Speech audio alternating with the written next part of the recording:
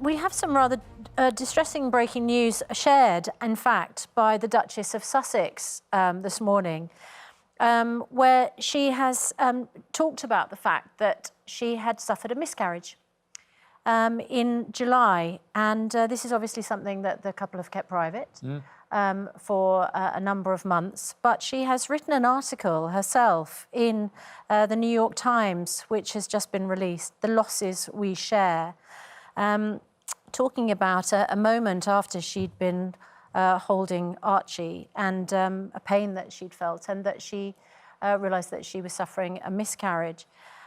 She hasn't, as far as I know, been public about this at all. Not at all. Completely until now. New revelation. It happened in July. Very sad news, obviously, for her and for Prince Harry. She's revealed it herself in this piece in the New York Times, just breaking now. And obviously that will, I think, strike a chord with everyone who's been through this. We know many, sadly, pregnancies end in miscarriage. Dr. Hilary, just to bring you in there.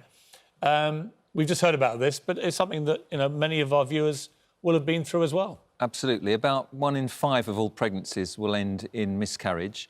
And, of course, it's always a huge loss. It's a bereavement that often lasts with the parents for the rest of their lives.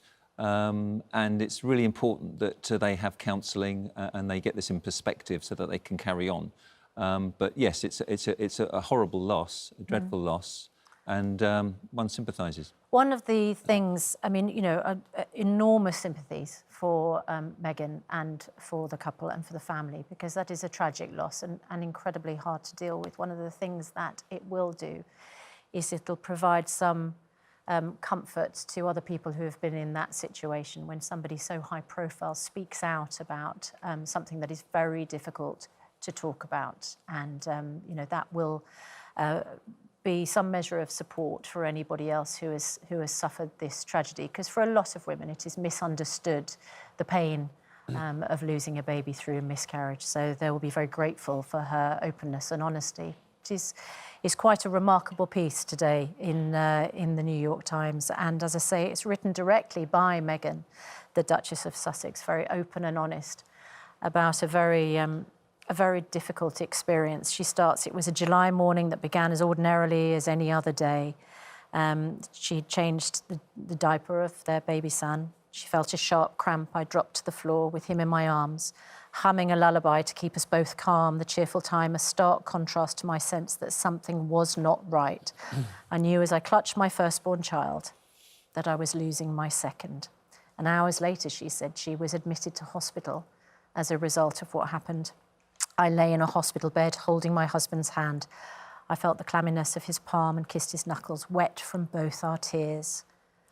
Staring at the cold white walls, my eyes glazed over.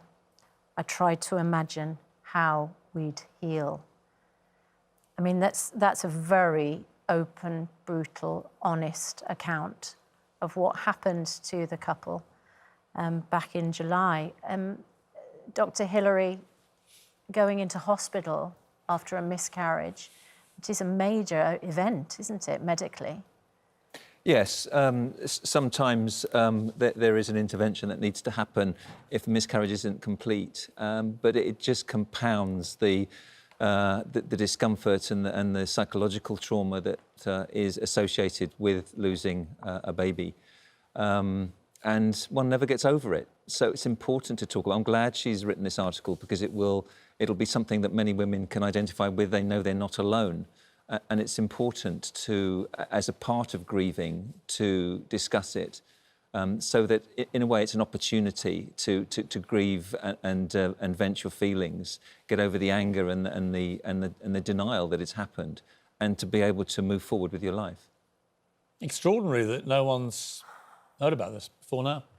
Where are we? November. This is 4 or 5 months ago that this happened in July, presumably in California, where they're now living.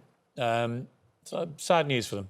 Sad news for them both. Yeah, losing a child means carrying an almost unbearable grief experienced by many but talked about by few. In the pain of our loss, my husband and I discovered that in a room of 100 women, 10 to 20 of them will have suffered from miscarriage. Yet despite the staggering commonality of this pain, the conversation remains taboo, riddled with unwarranted shame and perpetuating a cycle of solitary mourning. Well, of course, the Duchess will this morning have gone a long way to remove the taboo of miscarriage and to tackle, as she says, that unwarranted shame, and perhaps bringing to many people comfort in that cycle of mourning. So we can speak this morning to our ITV Royal Editor, Chris Shipp. This is a very honest account of a tragic event, Chris. Yeah, morning. It is exactly that. I hope you can hear me at the moment. I'm just actually on the school run, so signal's not brilliant. But yeah, it is a very tragic account where she writes very powerfully about loss and about her and Harry's heartbreak as they experience this, as she writes so many people do, in the hospital where she went, how many people had actually suffered a very similar thing to them. So I mean, and she relates a lot of it as well to the loss that many people have felt this year during coronavirus. But a very personal article that she's written this morning for the New York Times. And extraordinary, Chris, that this is the first we've heard about this, given it happened back in July. Yeah, exactly. I completely agree with you. And, you know, they have been continuing to do certain things, but most of the stuff they've done, Piers, has been, you know, on video calls like this. They've done, you know, video calls, FaceTime and all the rest of it. We haven't seen a great deal of them out in public. You'll recall that picture that they took on Remembrance Sunday when they went to the Los Angeles National Cemetery.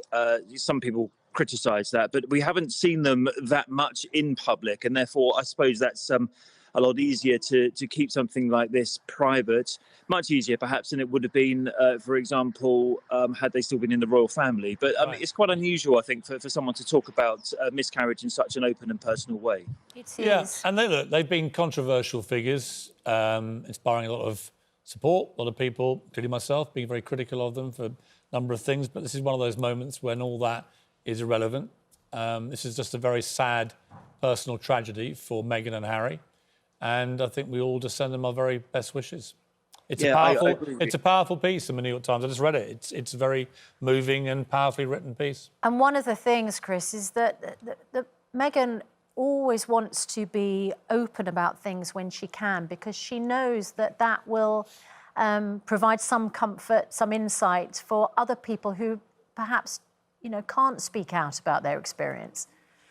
I think you're right, and it's in the same way that Prince Harry in the past has spoken about his mental health and his struggles dealing with the death of his mother. And you know, the royal family often say one of the ways in which they hope to help people is not just the sort of duty and service that we might talk about that the Queen has shown over these years, is also for Harry, you know, sometimes opening up in public, because that can help other people open up, particularly, say, men, for example, with mental health. I think Meghan's probably using this as an opportunity for other women to talk about miscarriage in such an open way. And she even refers to the question that our colleague Tom Bradby asked her in that documentary, Are You OK? You remember her reply, thanks for asking, because not many people have. And she writes in the article about that particular moment and how sometimes that's the best thing to do, particularly at a time like this COVID pandemic we've all been living through, is just actually go and ask people, are you OK? And that can sometimes be the greatest help. We have learnt, she writes, that when people ask how any of us are doing, and when they really listen to the answer with an open heart and mind, the load of grief often becomes lighter for all of us. In being invited to share our pain, together we take the first steps towards healing. Those are the closing words of an incredible, honest and painful article written by Meghan, the Duchess of Sussex, on a miscarriage that she suffered in July. And our love goes to the family.